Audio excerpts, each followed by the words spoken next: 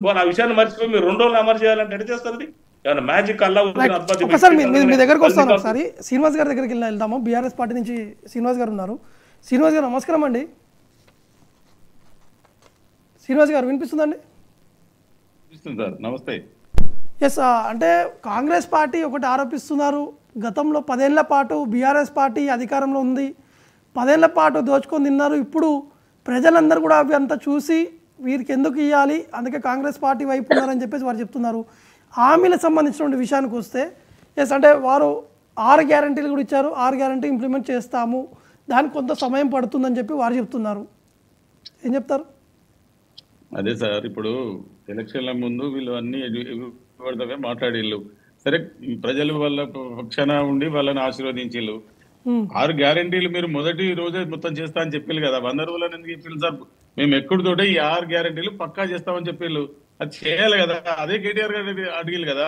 ఇప్పుడు 6 గ్యారంటీలల్లా మీకు ఏది సాధ్యం కాదు, ఏది సాధ్యమవుతుంది అనేది చెప్పాలి కదా. మీరు చేయకూడదు, ఎందుకు చేయవచ్చు కదా. మీరు ఏదేదో చెప్పి 6 గ్యారంటీలు అని చెప్పి రాహుల్ గాంధీ, సోనియా గాంధీ మళ్ళీ వాళ్ళే వచ్చి చేయాలా? రేవంత్ రెడ్డి గారు చేయాలా? మీరు చేయవచ్చు కదా. ఇప్పుడు మీ అధికారం మీ చేతులు ఉన్నది. మీరు ఎక్కిన మొదటి రోజే చేయాలి కదా. చేయని పనులు కూడా చేసినటువంటి ప్రభుత్వం బీఆర్ఎస్ ప్రభుత్వం. అయినప్పటికీ మిమ్మల్ని ఆశీర్వదించి మార్పు కోరుకున్నారు.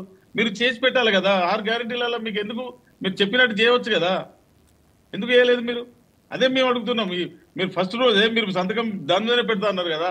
మీరు ఇవన్నీ చేసి మళ్ళీ మేము చేయలేదని పబ్లిక్ మార్పు కోరుకున్నారనే మీకు చేసిండ్రు. మీరు చేసి చూపించాలి కదా. మళ్ళా అజయ్ గారు అక్కడ ఏదో చేసిండు, ఇవన్నీ కాదు కదా.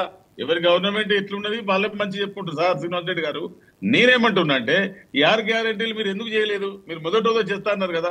అదే కేటీఆర్ గారు ప్రశ్నించిళ్ళు. ఎస్, అంటే ఆల్రెడీ యుద్ధం మొదలైంది.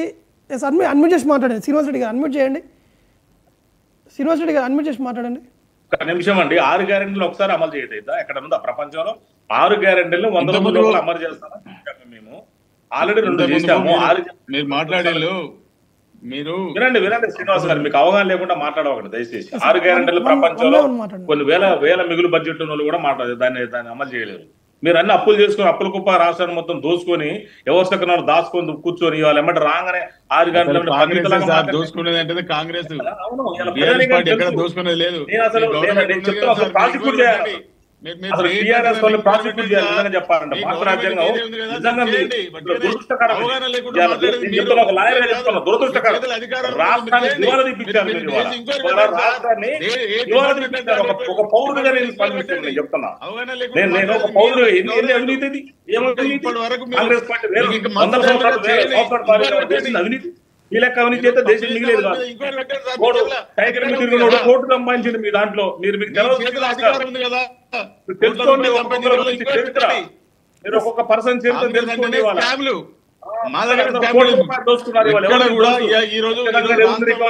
చేస్తాం, అమలు చేస్తాం. మళ్ళీ అందరూ దగ్గర కూడా రికవర్ చేస్తాం.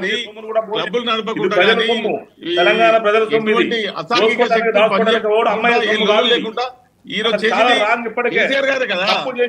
ప్రజలు ఓటేసినందుకు మాకు మీరు చేశారు ఇదా న్యాయం చేసేది.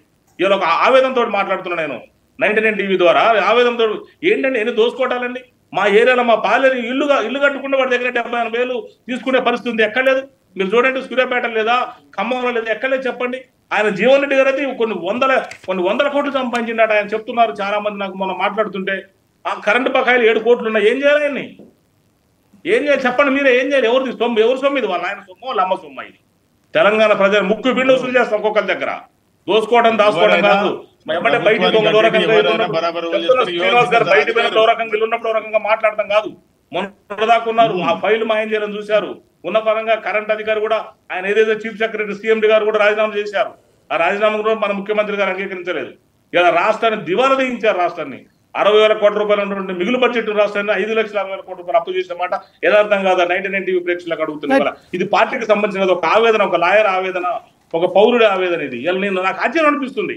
ఇలా ఒక్కొక్కరు 5,000 కోసం, 10,000 కోసం, పట్టకూడి కోసం కష్టపడుతుంటే 10 సర్పంచులు ఏం చేయాలి చూడండి. ఇలా టీఆర్ఎస్ వాళ్ళు ఒక్కొక్కరిని. అంజనేయుల గారికి వెళ్దాము. బీజేపీ నుంచి అంజనేయుల గారు మనకి లైవ్ లో అందుబాటులో ఉన్నారు. అంజనేయుల గారు నమస్కారం అండి. ఎస్, ఏం చెప్తారండి? గతంలో కంటే ఈసారి కొంచెం బీజేపీకి ఎక్కువ సీట్లు కూడా రావడం జరిగింది. అసెంబ్లీ జరగబోతుంది కాబట్టి ఏ విధంగా ఫైట్ ఉండబోతుంది అంటారు? ఎందుకంటే కాంగ్రెస్ పార్టీ అధికారంలోకి వచ్చింది. తెలంగాణ రాష్ట్రంలో అధికారంలోకి రావడం కోసం కాంగ్రెస్ పార్టీ ప్రజల్ని మభ్యపెట్టి 6 రకాల పథకాలతోని ఇలా అధికారంలో రావడం జరిగింది. ఇలా పరిస్థితి ఏ విధంగా కనబడుతుందంటే ఓడదాటరక ఓడమల్లక్క, ఓడ దాటిన తర్వాత గోడమల్లక్క అన్న చందంగా ఇలా కాంగ్రెస్ యొక్క పరిస్థితి కనబడతా ఉంది. సరే, ఇయాలనే అసెంబ్లీ ప్రారంభమైంది, ఇయాలనే కొత్తగా మంత్రులు అందరూ ఇన్ఛార్జ్ బాధ్యతలు తీసుకోవడం, లేకపోతే ప్రమాణ స్వీకారాలు అన్ని కూడా ఈ రోజే పూర్తయినాయి.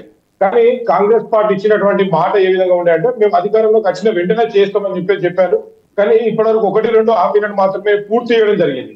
ఇవాళ వీళ్ళు ఇచ్చినటువంటి హామీల కారణంగా తెలంగాణ రాష్ట్రంలో వచ్చేటువంటి బడ్జెట్ ఎంత, మనం పెట్టుతున్నటువంటి పథకాలు ఏవైతే 6 పథకాలు ఉన్నాయో 6 పథకాల ద్వారా మనం ఇంకెంత అప్పు చేయాల్సి ఉంటుంది అని చెప్పేసి ఒక ముందు అనేటువంటి ఒక ప్రణాళిక సిస్టమ్ ఉంటుంది. ఆ ప్రణాళిక మరి ఏం చేసిండ్రు, ఎట్లా చేసిండ్రు, మేధావులు ఎట్లా ఆలోచించారో తెలియదు. కానీ ఇప్పుడు ఉన్నటువంటి అప్పులకే నెలకు కొన్ని కోట్ల రూపాయల ఇంట్రెస్ట్ కట్టాలి. మళ్ళీ తర్వాత పైగా ఇది ఎంత 68,652 కోట్ల రూపాయలు ఖర్చు అవుతుంది. ఇప్పుడు మరి ఏదైతే ఈ కాంగ్రెస్ పార్టీ పెట్టినటువంటి హామీలు, ఇందిరమ్మ ఇళ్ళకు చూసుకున్నట్లయితే 20,100 కోట్లు, 2 లక్షల లోపు పంట రుణాలు మాఫీ అయితే 19,191 కోట్లు, రైతు భరోసాకు 9,660 కోట్లు, 200 యూనిట్ల కరెంటు పథకం చూసుకున్నట్లయితే 2,500 కోట్లు, నిరుద్యోగ భూమికి 4,800 కోట్లు, గ్యాస్ సిలిండర్లు 3,199 కోట్లు. ఈ విధంగా మొత్తం చూసుకున్నట్లయితే 68,652 కోట్ల రూపాయలు ఖర్చు అయ్యేటువంటి పరిస్థితి ఉన్న సంవత్సరం. ఈ ఏడాది పొడవు ఇంత ఖర్చులు ఏ విధంగా భరిస్తారు? రాష్ట్రంలో వచ్చేటువంటి ఇన్కమ్ సోర్స్ ఏంది? ఈ ఇన్కమ్ ఏ విధంగా ఒకటి అంజనేయులు గారు మీరు అడిగిన దానికి స్ట్రేట్గా ఒకసారి మధ్య శ్రీనివాస్ రెడ్డిని అడుగుదాము. శ్రీనివాస్ రెడ్డి గారు వారు క్యాలిక్యులేషన్ చేశారంటే రాష్ట్రంలో ఉన్నటువంటి ఖజానా ఎంత, ఇప్పుడు మీరు ఇచ్చినటువంటి 6 గ్యారంటీలకు సంబంధించిన స్కీమ్స్లో ఎంత అప్పు చేయాల్సి వస్తుంది? ఎందుకంటే ఆల్రెడీ ఆర్టీసీ ఉచిత బస్ ప్రయాణం కూడా స్టార్ట్ చేశారు. ఆల్రెడీ కొంత ఆర్టీసీ కూడా నష్టాల్లో ఉన్నటువంటి పరిస్థితి నెలకొంది. ఇంతకుముందు కూడా అదే పరిస్థితి ఉంది, ఇప్పుడున్న సిచ్యువేషన్ అదే కాబోతుంది. అంటే ఏ విధంగా